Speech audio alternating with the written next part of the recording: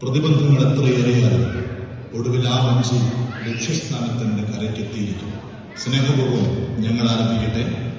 ആത്മാവിന്റെ മാവില്ല.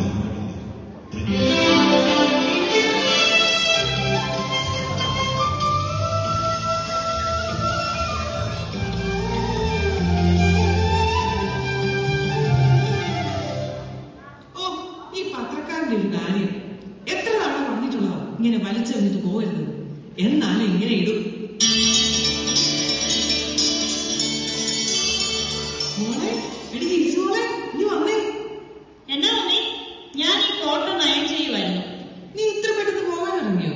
എന്തോ medical emergency ഉണ്ടെന്ന് 8 മണിക്ക് ഹോസ്പിറ്റലിൽ എത്തണമെന്ന് ഇപ്പൊ വിളിച്ചു പറഞ്ഞു. ദേ ഇങ്ങോട്ട് നോക്കിയേ, നിന്റെ ഫോട്ടോ പത്രത്തില്. ഓ, ഇതാണോ? ഇതാ കമ്മ്യൂണിറ്റി ഹെൽത്ത് പ്രോഗ്രാമിന്റെ ഇനാഗ്രേഷൻ സെറമണിയാ. ഞാൻ മാത്രമല്ലല്ലോ, എല്ലാരും കൂടെ അല്ലേ. മമ്മി എന്നെ കുറിച്ച് നോക്കുന്നേ? നിനക്ക് പറ്റിയ ഡോക്ടർ ചെക്കന്മാര് വല്ലതും ഉണ്ടോന്ന് നോക്കിയതാ. ഓ പിന്നെ, എന്റെ ചെറുപ്പം ഞാൻ തന്നെ കണ്ടുപിടിച്ചോളാം. മമ്മി പപ്പ അതൊന്നും ഓർത്ത് ബുദ്ധിമുട്ടുണ്ടോ? അയ്യോ, കല്യാണാലോചനയെ കൊണ്ടിരിക്കുന്ന സമയം പോകും. ഞാൻ പോയിട്ട് വരാം മമ്മി.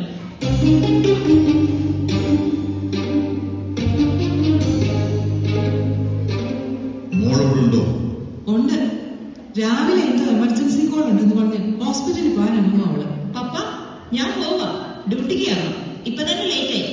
സൂസൻ, കുരിക്കാട്ടിലെ ഫിലിപ്പിന്റെ മകൾ വെറും MBBS-കാരിയായ മാത്രം പോരാ, MD കൂടെ എടുത്ത് എനിക്കവളെ വലിയൊരു ഹോസ്പിറ്റലിന്റെ മുഴുവൻ അധികാരിയാണ്.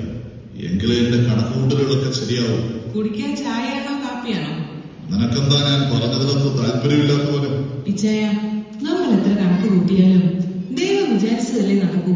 അതൊക്കെ നിങ്ങൾ ഈ ദൈവവിശ്വാസികളുടെ പോലെ വെറും തോന്നല. കുരിക്കാട്ടിൽ ഫിലിപ്പിന്റെ ഇന്നോമുള്ള കണക്കുകൂട്ടലുകളിൽ ഏതാണ് പഴിച്ചിട്ടുള്ളത്?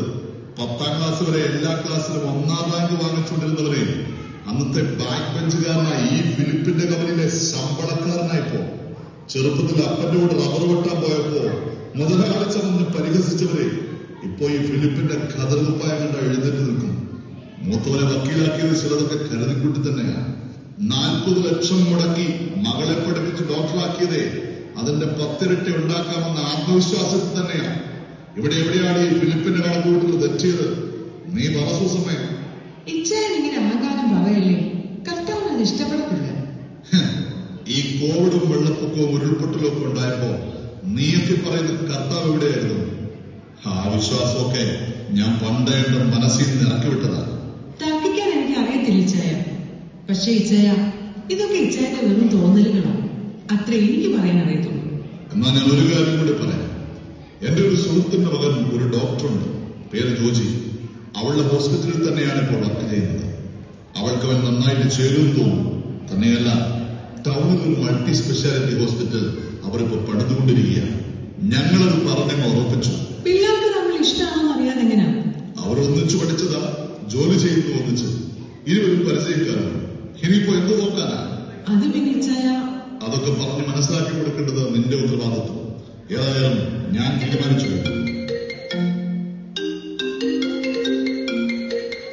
ആ അച്ഛനോ? എന്നാ അച്ഛാ? ഫിലിപ്പ് സാറേ, ഞാൻ സാറിനോട് പറഞ്ഞ ആ കാര്യം എന്തായി?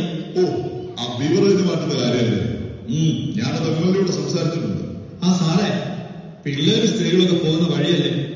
ഇന്നലെയും കൂടെ സ്കൂൾ പിള്ളേരുടെ അടുത്ത് ആരോ മോശമായി പെരുമാറി എന്നൊക്കെ കംപ്ലൈന്റ് വന്നു. ഞാനും കൂടി വരാം സാറേ. നമുക്ക് നേരിട്ട് പോയിട്ട് MLA-യുടെ അടുത്തൊന്ന് കണ്ട് സംസാരിച്ചാലോ? അച്ഛനിങ്ങനെ എടുത്തിയാടാതെ ഓരോന്നിനും അതിന്റെ സമയമെടുക്കുന്നേ. പിന്നെ ഇവിടെ നാട്ടുകാരുടെ കാര്യം നോക്കാൻ ഞങ്ങളൊക്കെ ഇല്ല അച്ഛൻ. ഫിലിപ്പ് സാർ ഈ ഇടവക്കാരാണെന്ന് വിചാരിച്ചിട്ടാ ഞാൻ സാറ് വഴിയിൽ ഇടപെടാന്ന് വിചാരിച്ചത്. അച്ഛനിങ്ങനെ പള്ളിക്കാരും രാഷ്ട്രീയവും ഒക്കെ ഒന്നിച്ചു കാണുന്നത്. പള്ളിയിൽ ഞാൻ അച്ഛന്റെ കുഞ്ഞാടൊക്കെ ആയിരിക്കും. പക്ഷെ സമൂഹത്തിൽ ഫിലിപ്പ് അങ്ങനെയാണെന്ന് അച്ഛൻ വിചാരിക്കരുത്. ഇനിയുള്ള കാര്യം കൊണ്ട് പറയാം.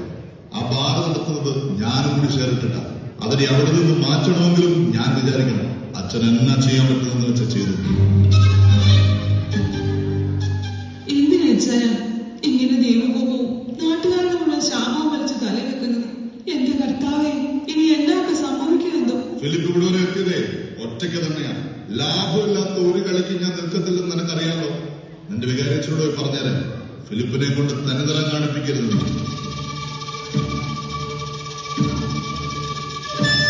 എന്റെ ഈശോയെ, എന്റെ ഫിലിപ്പച്ചാന്റെ മനസ്സൊന്ന് നീ മാറ്റണേ. എന്തെങ്കിലും ആ പള്ളിയിലൊന്ന് കയറാൻ തോന്നിയാ മതിയായിരുന്നു. അതിനി എന്റെ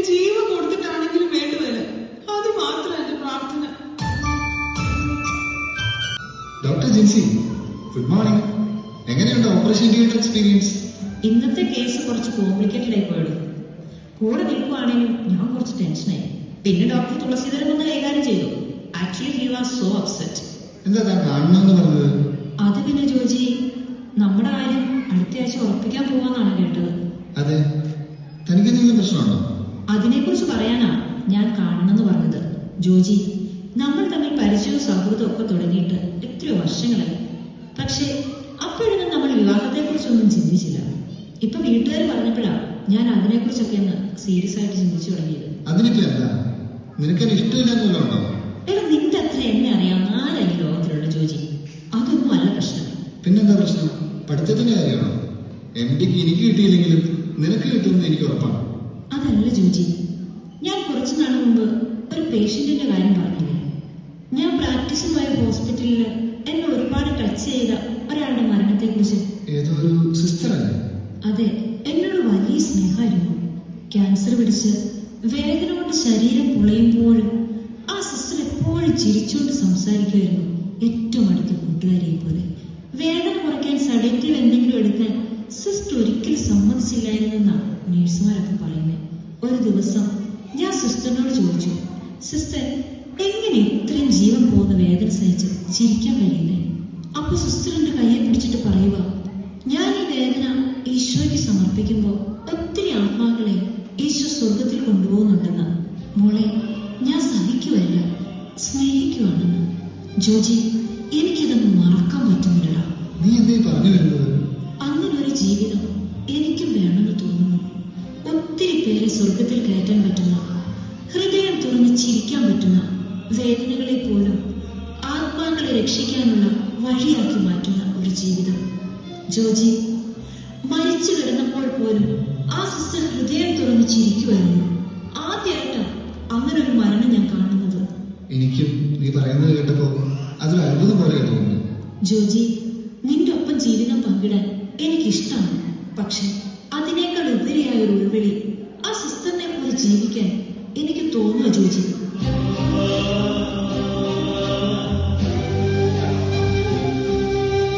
ഇതൊരു തോന്നൽ മാത്രമാണെന്നറിയാൻ ഞാൻ ഒരുപാട് പ്രാർത്ഥിച്ചു നോക്കി. എന്നാൽ അതല്ല. കാരണം അത് ഓരോ ദിവസവും എൻ്റെ ഉള്ളിലിരുന്ന് ശക്തിപ്പെട്ടുകൊണ്ടിരിക്കുക.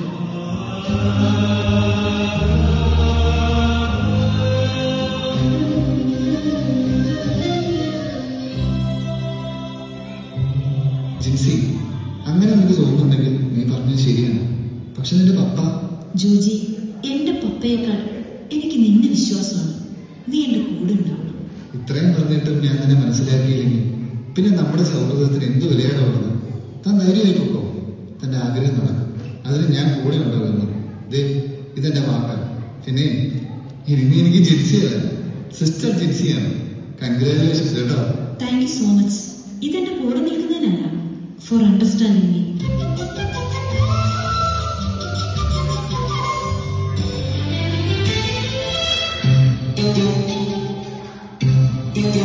ജിൻസി, എടി ജിൻസി, എന്നാ പറ്റി ചായ? അവള് ഡ്യൂട്ടി കഴിഞ്ഞ് വന്ന് കിടക്കുവാ. ഇന്നെനിക്ക് രണ്ടിലൊന്നും അറിയണം. എവിടെയടി അവള്, നിന്റെ പുന്നാര മോള്? ഫിലിപ്പിച്ചായ കാര്യം പറ. എന്നതാണേ ഈ കിടന്ന് പറയാൻ വെക്കുന്നത്? ഇന്ന് തൊട്ടാടി നീ ഒറ്റയ്ക്ക് തീരുമാനം എടുത്തു തുടങ്ങിയത്? എന്നതായി ചായ? കല്യാണം ഉറപ്പിച്ച നിന്റെ മോള് സന്യസിക്കാൻ പോവാണെന്ന്. ഞാൻ പറഞ്ഞു ഉറപ്പിച്ച കല്യാണം അവള് മുടക്കി. അവൾക്ക് കന്യാസ്ത്രീയാകാൻ പോകണം. എന്നെ പോലെ ഈ പറയുന്നത്? മമ്മി, എനിക്കെന്റെ ജീവിതം അങ്ങനെയാണെന്നാണ് തോന്നുന്നത്. അതെന്റെ ഉറച്ച തീരുമാനമാണ്. ജോജിയോട് ഞാൻ കാര്യങ്ങൾ പറഞ്ഞു. എടി, ഈ കുരിക്കാട്ട് ഫിലിപ്പിന് ജീവനുണ്ടെങ്കിൽ നിന്റെ കല്യാണം ഞാൻ വിചാരിച്ച പോലെ നടത്തിക്കും. പപ്പ, എന്റെ ജീവിതം എങ്ങനെയാണെന്ന് തീരുമാനിക്കാനുള്ള പ്രായം എനിക്കുണ്ട്. വിവാഹപ്രായം എത്തിയ ഒരു പെൺകുട്ടിയാണ് ഞാൻ. മോളെ, പപ്പയോട് ഇങ്ങനെയാണോ സംസാരിക്കുന്നത്? അവൾ പറയട്ടെ. പ്രായപൂർത്തിയായവൾക്ക് പറയാനുള്ളത് എന്താണെന്ന് ഞാൻ കൂടി ഒന്ന് കേൾക്കട്ടെ. ലക്ഷങ്ങൾ കൊടുത്ത് ഞാനിവിടെ പഠിപ്പിച്ചതേ ഏതെങ്കിലും കന്യാസ്ത്രീ മഠത്തിന് കാശുണ്ടാക്കി കൊടുക്കാനല്ല. പപ്പയ്ക്കെല്ലാം പൈസ കൊണ്ട് അളക്കാൻ മാത്രമേ അറിയത്തുള്ളൂ. ഈ ലോകത്ത് പൈസ കൊണ്ട് വാങ്ങാൻ പറ്റാത്ത ഒരുപാട് കാര്യങ്ങളുണ്ട്. അതിലൊന്നാണ് ഈ ആത്മസംതൃപ്തി എന്നൊക്കെ പറയുന്നത്. അത് പ്രതിഫലം ആഗ്രഹിക്കാതെ നന്മ ചെയ്യുമ്പോൾ മാത്രം കിട്ടുന്നതാ പപ്പ. ലാഭം നോക്കി മാത്രം ജീവിക്കുന്ന പപ്പയ്ക്ക് അതൊന്നും ഒരിക്കലും മനസ്സിലാക്കില്ല പപ്പ. സന്തോഷം തരുന്നതേ ഒരു സന്യാസിനിയായി ജീവിതം മുഴുവൻ മറ്റുള്ളവർക്ക് വേണ്ടി മാറ്റിവെക്കുമ്പോഴാണെന്ന് തിരിച്ചറിഞ്ഞിട്ട് തന്നെയാണ് ഞാൻ ഈ ജീവിതം തിരഞ്ഞെടുത്തത്. ഈ ഫിലിപ്പ് ജീവനോടെ ഇരിക്കുമ്പോൾ നിന്നെ ഞാനൊന്ന് സമ്മതിക്കുന്നില്ല.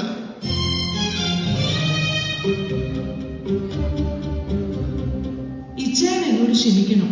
മോളെ, നിന്റെ തീരുമാനം ഉറച്ചതാണെങ്കിൽ ഈ മമ്മി കൂടെ ഉണ്ടാവും. ഈശോ നിന്നെ വിളിച്ചിട്ടുണ്ടെങ്കിൽ ആരൊക്കെ എതിർത്താലും നീ ഒരു സിസ്റ്ററാണ്. ഇച്ചായ, ദൈവം വിളിച്ച നമ്മളായിട്ട് എതിർ നിൽക്കുന്നു ഇച്ചായ.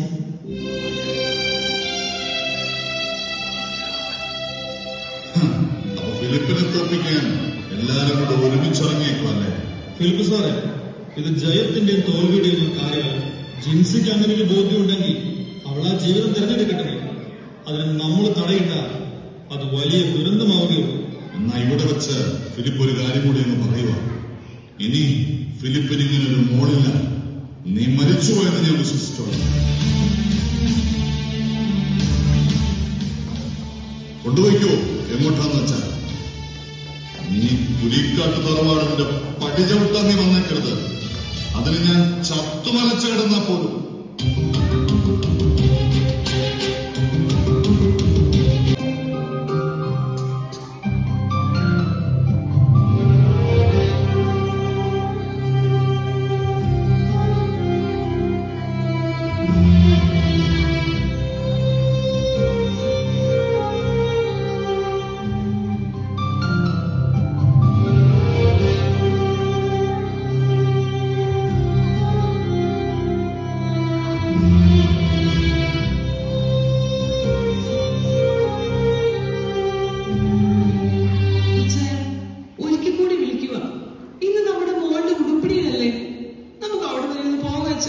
കുരിക്കാട്ടിൽ ഫിലിപ്പിന് ഒറ്റ വാക്കും ഒറ്റ അപ്പനമേ ഉള്ളൂ എന്ന് സൂസമ്മയ്ക്ക് ഞാൻ പറഞ്ഞതുണ്ടല്ലോ.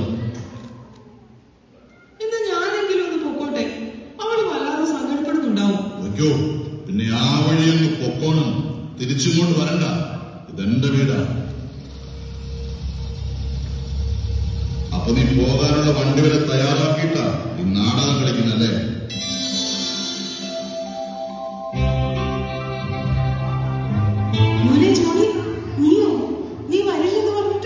അവൾക്കൊരു സർപ്രൈസ് കൊടുക്കാമെന്ന് വിചാരിച്ചു. കാര്യം തിരക്കൊക്കെ ഉണ്ടായിരുന്നു. എന്നാലും പെങ്ങള് സിസ്റ്ററാവുന്ന ദിവസമല്ലേ, എനിക്ക് വരാതിരിക്കാൻ പറ്റുമോ? ഇതെന്നാ അപ്പം പോകുന്നില്ലേ? വേഗം ഒരുങ്ങ്. ഞാൻ കാർ വിളിച്ചാണ് വന്നിരിക്കുന്നത്.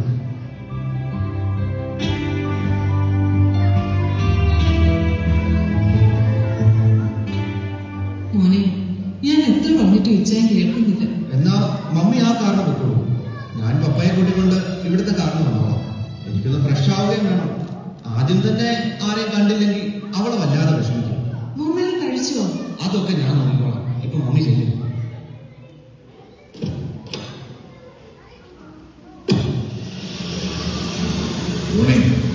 നിന്നെ ഞാൻ പഠിപ്പിച്ച് ഒരു അഡ്വക്കേറ്റ് ആക്കിയത് എനിക്ക് കൂടി ചില ഉപകാരങ്ങൾ ഉണ്ടാകാൻ വേണ്ടിയാണ്. ഇപ്പൊ ഞാനൊരു കാര്യം അങ്ങോട്ട് പറയുക. നീ ഒരു കേസ് ഫയൽ ചെയ്യണം. കേസോ?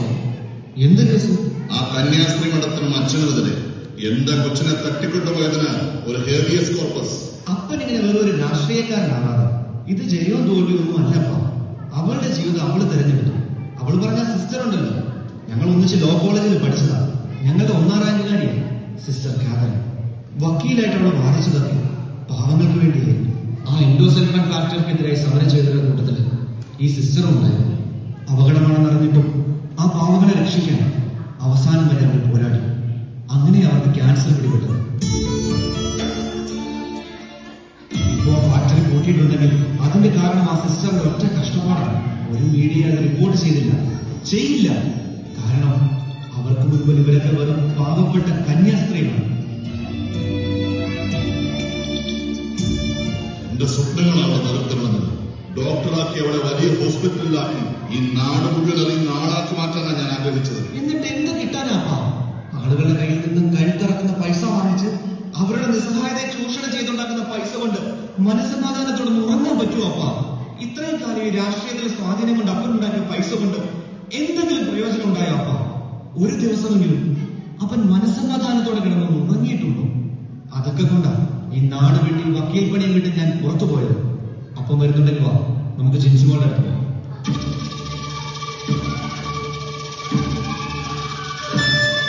ഇല്ലടാ, അവളോട് ക്ഷമിക്കാൻ എനിക്ക് പറ്റില്ല. ഇപ്പോ നിന്നോട്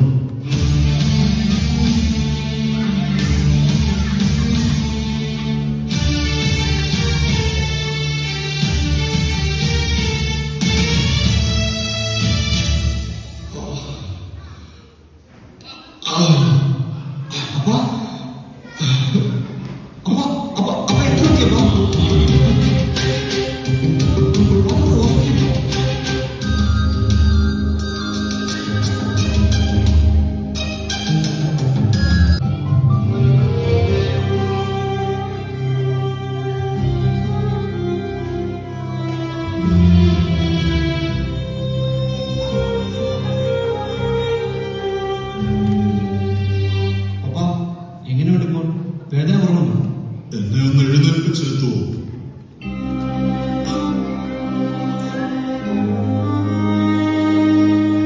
എനിക്കൊരാഗ്രഹമുണ്ട്.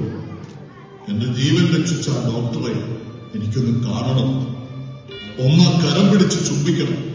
മരണം അടുത്തു വന്നപ്പോഴാ എനിക്ക് മനസ്സിലായത് ഞാൻ ഈ ഉണ്ടാക്കി വെച്ചതൊക്കെ വിലകെട്ടതാണ്. ആ ഡോക്ടർ എന്ന് പപ്പയെ കാണാൻ വരുന്നുണ്ട്. ദേ ആ വരുന്നതാണ് പപ്പയുടെ ജീവൻ രക്ഷിച്ച ഡോക്ടർ, സിസ്റ്റർ സ്നേഹ തെരസ്.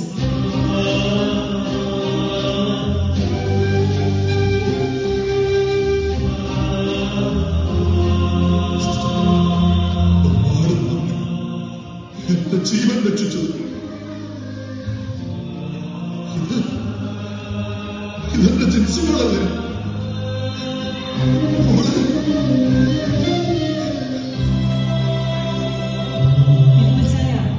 എന്തുമാത്രം എടുത്തത് എന്റെ മോളെ. എന്നിട്ട് ഇച്ഛയുടെ ജീവൻ രക്ഷിക്കാൻ ഒടുവിൽ എന്റെ മോളെ തന്നെ ഈശോ അയച്ചത് കണ്ടോ? ഈ ഉടുപ്പ് ഇട്ട് പപ്പയുടെ അനുഗ്രഹം വാങ്ങാൻ വരണമെന്ന് ഞാൻ ഒരുപാട് ആഗ്രഹിച്ചതാണ്. ഇന്നത് സാധിച്ചു. എന്റെ ഈശോയ്ക്ക് ഒരുപാട് നന്ദി. കാശ് കൂടിയപ്പോ അപ്പന്റെ കണ്ണ് മറഞ്ഞുപോയി. നമ്മളെന്നോട് ക്ഷമിക്കും. അതൊന്നും സാരമില്ലപ്പ. എനിക്ക് കുറച്ച് നേരത്തെ ദൈവങ്ങളെ കിട്ടി. എന്റെ അപ്പന് ഇപ്പഴായിട്ടേ അത്രയുള്ളൂ.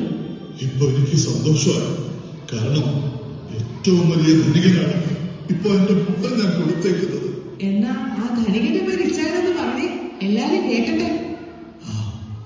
എനിക്ക് ആയുസ് കിട്ടിത്തന്ന ഒരവസരം കൂടി ജീവിതത്തിൽ തന്ന എന്റെ കർത്താവ് ഈശോ മിശിഹാ.